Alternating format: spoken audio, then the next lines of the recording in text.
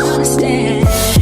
Your love is a one in a million. It goes on and on and on. You give all day long. Your love is a one in a million. Oh, hold on. Hold on.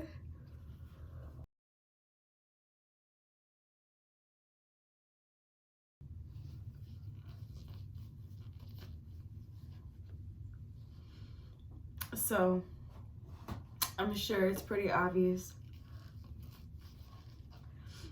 that I've been crying. Only for like a couple of seconds though. But let me tell y'all what just made me cry, right? I'm not even on my period. I'm not menstruating. I'm not doing any of that. Yeah, I'm watching a video by Lovely T. And she was talking about how it was her little boy's 13th birthday, her son's 13th birthday. And she posted some pictures, really nice pictures. And she had a basketball court, full-size basketball. It looked full-size. Basketball court put in her home, in her new home. And she was talking about how her son's her son's birthday party brought together so many different groups of men, young men. Some from the school, some from like, you know, regular organized sports, some of them from AAU. Some of them were just, you know, friends of her kids. And she talked about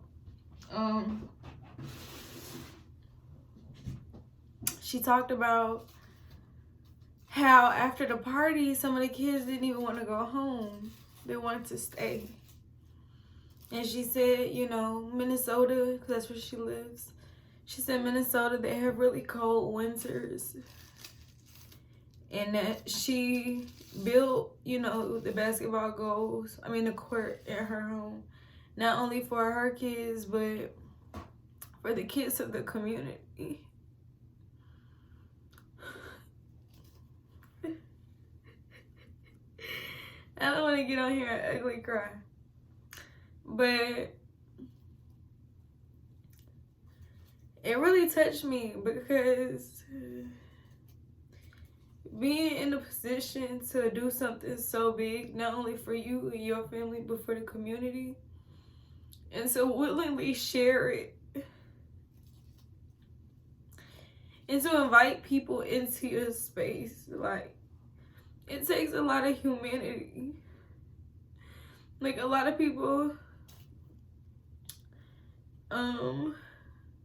they feel like, well, I work for this is mine. They never think to give back. They never think to open their arms.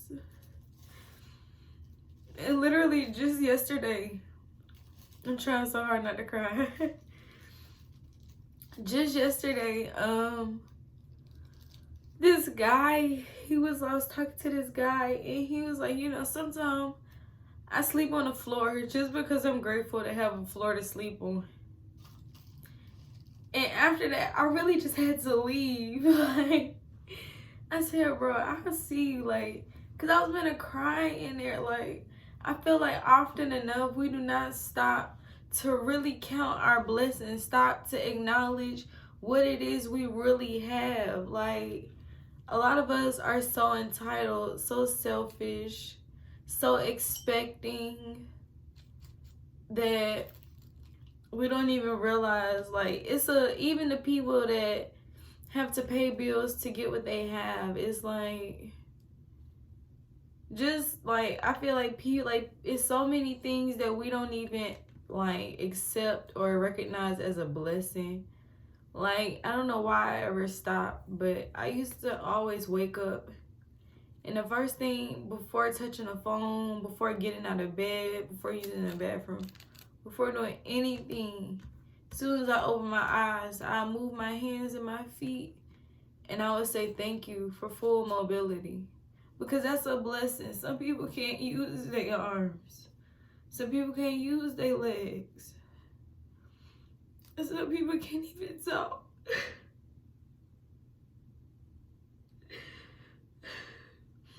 Some people can't even talk. Like,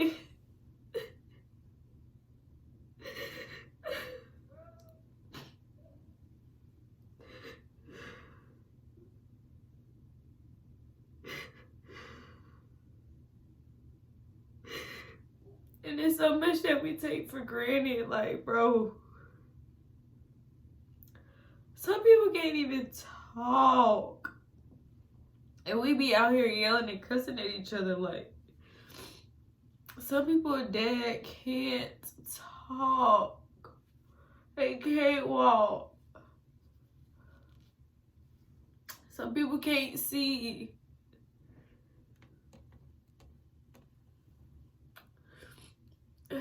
And like, we'll look at situations of people in less than favorable situations, and we'll be like, damn, that's sad. When in reality, we are the sad ones. Like, we are sad. Like, we have all that we need and don't do, I'm sure, nearly as much as those people do. And they always wonder, like, why people from the bottom make it. It's because they have a different drive than people that don't have to go get it.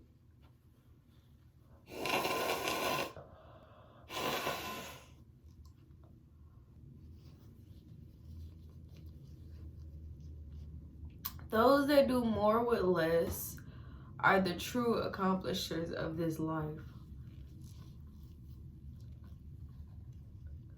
Those that don't pout about their circumstances and situations are the true winners of this life. Those that like go after the things that they want, regardless of the adversity they face, those are the true winners of life. Not the people that make $1 billion, but the people that do everything they can with what they have are the true winners of life. And I'm a firm believer that when you give, you receive.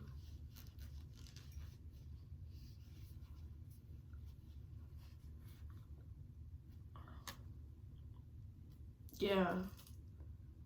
That boy said, sometimes I sleep on the floor just because I'm grateful to have a floor to sleep on.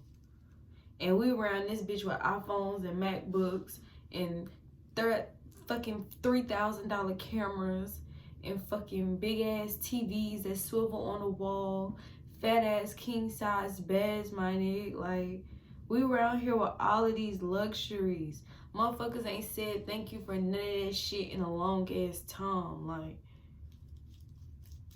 that's crazy. Like, and it's even worse because I've always considered myself to be an appreciative person. I always considered myself to be an appreciative person just because I didn't think that I was ungrateful. And I think that's a mindset a lot of us have. It's like, okay, we're not killing people, we're not robbing people, we're not hurting people, so we saints, and that's not true. Just because you acknowledge things doesn't mean you're appreciative of them. You have to outright say thank you. You have to treat it with respect. Just like people, a lot of us don't appreciate our moms. You might not disrespect your mother, but what are you doing to help your mother improve? That's how you show something or somebody you appreciate them. You improve it. You assist it without it having to ask. You pour into it without expecting a reward. And that's another thing. A lot of people don't do good just out their heart. A lot of people do good, or they make honorable actions. Let me say that. They make honorable actions just because they know that what you give, you receive. One whole time, they really played themselves. Because while you giving, the universe, the Lord, Buddha, Yahweh, Jehovah, whomever, they know that you're not being real. They know that you're not being honest. So what they gonna give you? A false blessing? Yeah. You ever thought something was gonna come through for you? You just knew it was yours. And then all of a sudden, that motherfucker fall through. You know why? Because you probably did something for somebody and threw it in their face. You probably did something for somebody simply because you needed a blessing or you wanted a blessing. Not because you were being a blessing. But yeah, man. I don't know. That made me just like this. It's always the black women opening their homes, opening their doors, allowing the community to come in. God damn. And it's crazy. It's crazy. Black men and just people in general love to blame black women for the lack of cohesion in our communities. But black women are the only people that I've ever seen constantly opening their doors in many different capacities. I can't remember her name. It's Queen Mother something. But she was out in Philly. I don't know what year this is. The 60s, the 70s, maybe. I don't know. She was out in Philly and she opened a all-boys center, home, something of that nature. Freaking Lovely T, even today, building things in her home, not just out of consideration for her kids, but the kids that her children be with. Martin Luther, well, he's not a man. I mean, he's a man. Who else? A lot of these mothers whose sons died from police brutality. Have y'all, I hope y'all have stopped to see how much darn impact these women are making. Like, they really be serious, bro. Like, be getting office positions. Like, I'm talking about real chairs. Like, they be officials now. Women are always bringing together the community. So how do we continue to be the bad guy? Point me to a male-owned and fully operated daycare. Show me. We ain't even gonna sit up and talk about the lack of empathy that the black man has towards his community. If you wanna the disconnect, if you wanna hear about that, go to Cynthia G's channel. That's a real good channel. If you wanna hear about femininity, go to Chloe's channel. Yeah, it's some divestment channels out here that'll tell you why you should be a white man and men of no color. I wonder if they ever talk about Indian men. Well, you know, they be buying people out there. You got to come with a check for them. Maybe black people need to adopt it. Well, girl, no. I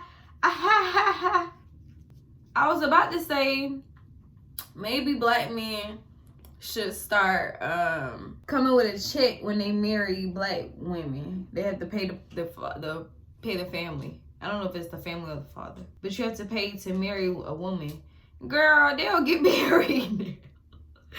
These black men don't get married now. You think they gonna get married once they gotta pay? Hell no. That's what they do. And I was about to say women should be doing that, but they already are. And look, they get called hoes and city girls. Basically saying that in order to have me, basically you gotta buy me. So now that's my new question. If the Indians could buy people, why can't the blacks? I partly blame the fact that a lot of black people don't know how other races work. And I partly blame society for keeping us in this box. I'm all cried out with nothing to say. Come and take my pain away. Last night, didn't even get an answer. Try to call. Let me go. But yeah, y'all, do something for your community if you can. You got 2 feet, 2 arms, and full mobility. Please go out and do something for your community. I don't give a fuck if you give 2 homeless people $5 a piece. Go do something good for your community, man. We are able-bodied. Go do something for somebody else without asking for something in return. Be blessed.